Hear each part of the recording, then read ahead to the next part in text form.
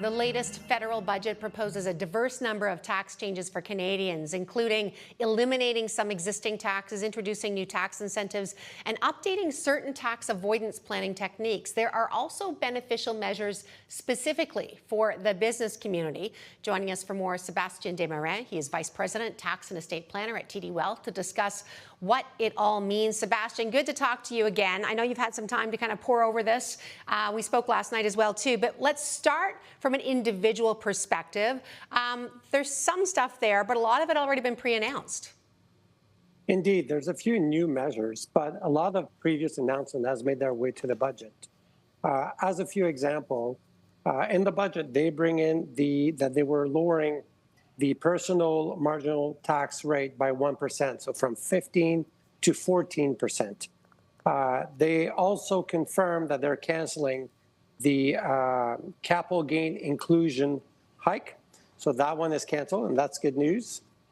For first-time home buyers, again, they're eliminating the GST on new home valued at $1 million or less.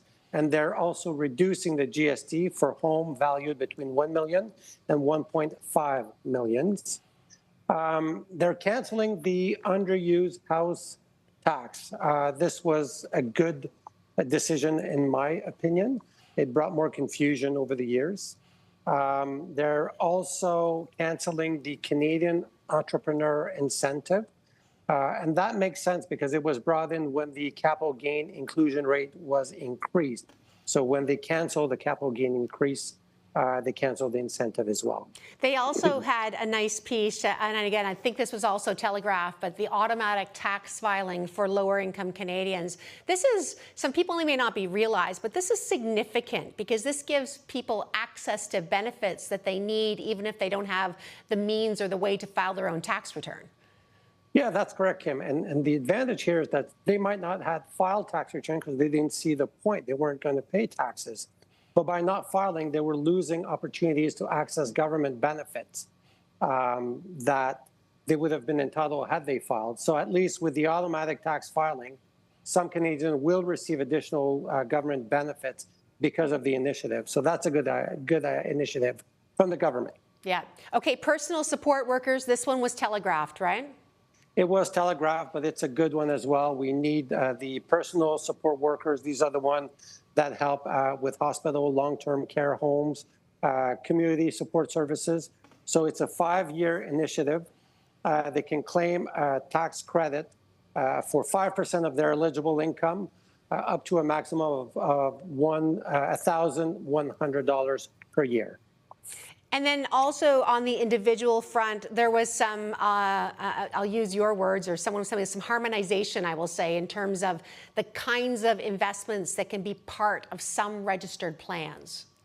Yes. So essentially what the government is doing is they're harmonizing the rules for some type of investment in registered accounts. Essentially, the business investment is now the definition of what qualifies for the investment is narrowed now with this initiative. All right, let's move to the business side of things, because this is where I'd say the focus was on, and you made it very clear when I was speaking to you before, saying, this is a budget designed to incent research, the building of manufacturing and those types of things. So what specifically was in there that's going to incent that?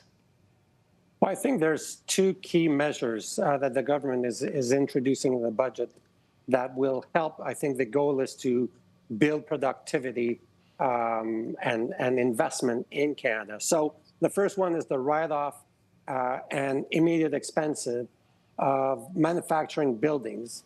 Essentially, in Canada, we have a capital cost allowance system that allows businesses to deduct depreciation on their capital costs of depreciable property, right? They're deducting depreciation.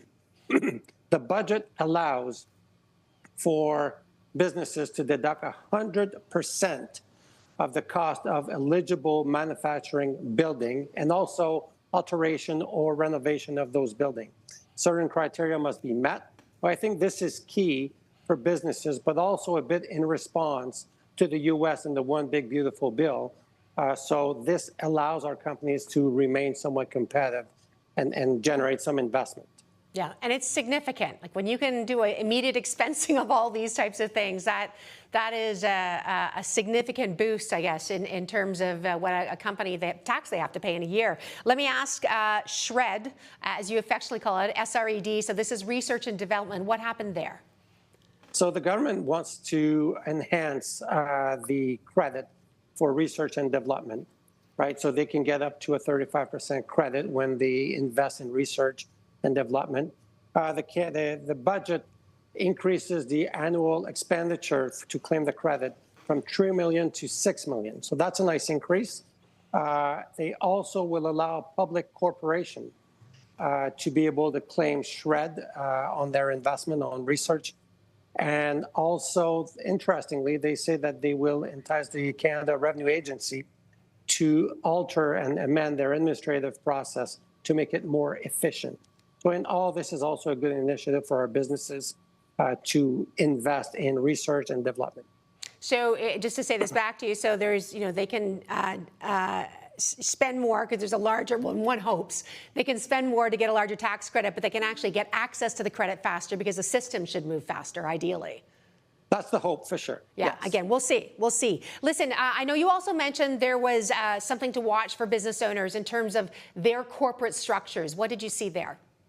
Yeah, so it's always important for business owners that they review annually their corporate structure and making sure that is always as efficient as possible. Now, one of the initiatives in this budget is that the government will be looking into tiered corporate structure. That is, when a company is owned by another company and maybe another company. Business owners put these structures for legitimate reason, but there's some tax benefit at times with these. And now the government will take a much closer look at these type of structures. So business owners will need to speak to their tax advisor to understand the implication of that measure. There's also another, go ahead, Kim. No, please. There's also, if you have a trust in your corporate structure, the government also look at implementing an anti-avoidance trust-to-trust, indirect trust-to-trust transfer. So that's just another one. So if you have a trust in your corporate structure, you will want you to speak with your advisor, making sure that this doesn't necessarily have any implication on your structure. Sebastien, I've only got about 30 seconds. I just wanted to ask, I know some people were hoping to see some different things in here as well and didn't see them. Just anything that you caught your eye from that perspective? I think the one that might have been interesting would be the potential of a study of a tax reform. Tax law, I think it's fair to say, is very complex, maybe too complex. So if we can have a reform and maybe simplify some of those rules, I think it would have been welcomed by many.